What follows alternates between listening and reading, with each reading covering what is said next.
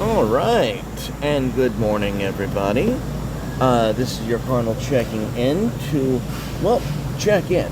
Because it's been a while since I've made content for this video. I have been doing lots of homework, lots of learning how to code, and that takes time, and I'm just going to beg for your patience. However, I do have a few exciting announcements in addition to the upcoming God vs. Logos video, which I'm still working on.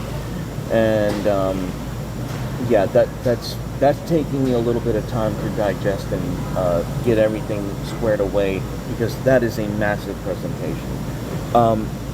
Two more things are going to be in the works shortly in the near future. I'm going to have Mrs. Carnal on, not for a scripture study, but for her take on the Johnny Depp trial, which I think she's going to enjoy and you are going to enjoy. So Mrs. Carnal will be on for a live stream to talk about the Johnny Depp debacle.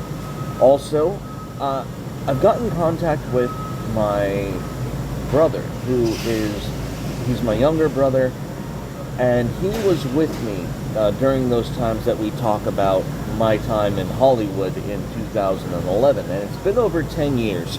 And I thought I would drag his happy faggot ass on my live stream to reminisce and clarify and explain what exactly happened, not just during those 3 months that I was homeless in Hollywood, but to also explain to you his perspective about how he was one of literally the first detransitioners in Hollywood.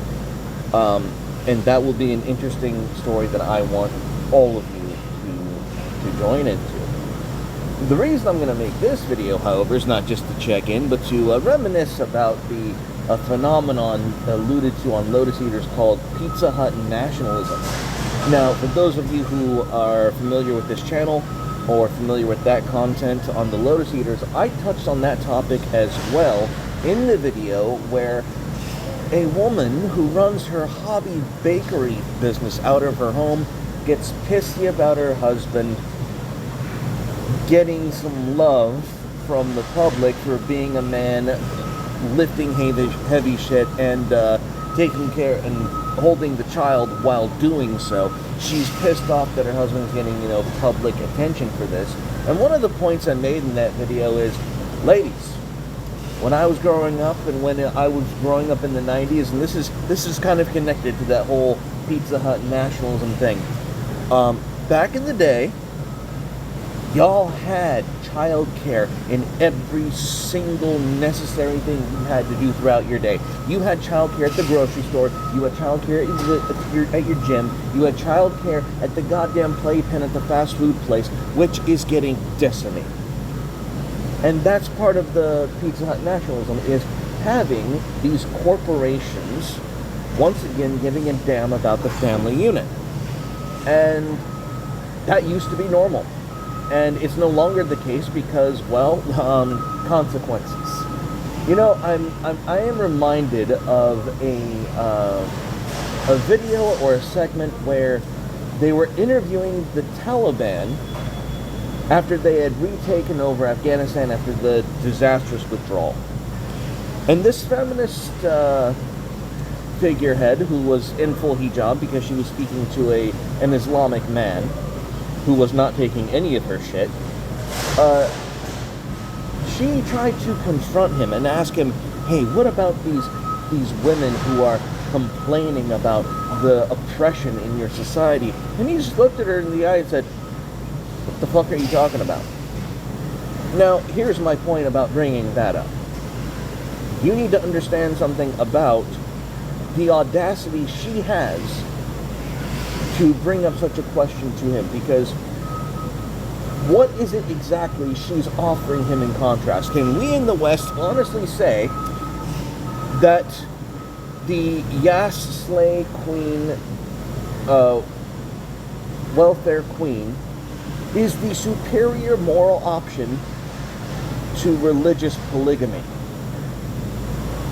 Now, I want you to let that sink in and actually think about it for a minute, because that is the ancient and theological cure or remedy for single women with children who have responsibilities and need care in such a society. That is how you take care of them.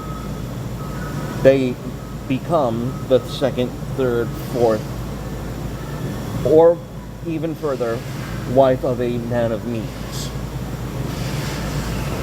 Can we honestly look at our paradigm and say, oh look, what we have is so much better than yours? Ladies and gentlemen, at least in the paradigm where polygamy is normalized and institutionalized, women still have to make themselves worth a damn. And it is audacious for us to sit across from such a man and say, well, you should look at what we have and we're so much more free. We're so much more better off than you are. When we look to our own solutions to the same problems, and they're pretty fucking shit. It's pretty disgusting what we've done in terms of social welfare, in terms of women, in terms of society, in terms of taking care of our own and our families. And to be perfectly honest, I believe him. I believe that he sincerely, as a man and patriarch in that society, does not hear or does not see any alleged quote-unquote suffering from women in his society compared to the woman claiming that she's heard doesn't. I don't believe her. I believe him. I can believe that that man in his society, is either ignorant, insulated, or in a completely different experience than what this woman is presenting. Because who is this woman representing when she says, oh, women are so oppressed in your society? She is representing the freaks, the ones who cannot get along to get by. She is representing those who are, well, unfit for their society. So, on that very misogynistic note, I leave you. Stay carnal, everyone. God bless. It's been good to check in, and exciting shit in the future. See y'all soon. Bye.